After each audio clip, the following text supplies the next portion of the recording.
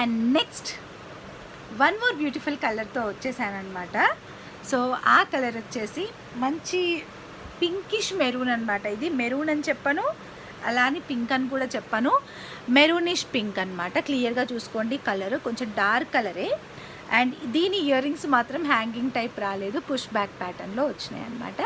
మిగతా వాటివన్నీ కూడా హ్యాంగింగ్ మోడల్లోనే వచ్చినాయి. అక్క అవి కూడా అలాగే తెప్పియొచ్చు కదంటే మనకు లాట్ ఎలా వస్తే అలా ఇస్తాను.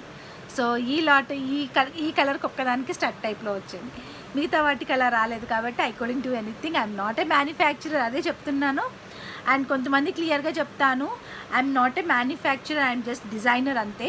సో ఇప్పుడు నాకు ఇవన్నీ కూడా రాగా తెచ్చుకుంటానండి. ఫర్ ఎగ్జాంపుల్ ఈ బ్లాక్ బీడ్ ఉంది, ఈ చైన్ రాగా తెచ్చుకుంటాను, బ్యాక్ చైన్ రాగా తెచ్చుకుంటాను, బ్లాక్ బీడ్స్ రాగా తెచ్చుకుంటాను, లాకెట్స్ రాగా తెచ్చుకొని వీటిని కస్టమైజ్ చేస్తాం తప్ప ఈ లాకెట్నే కొంచెం చేంజ్ చేసి మేక్ చేసి ఇవ్వండి ఇలా కూడా అడుగుతున్నాను.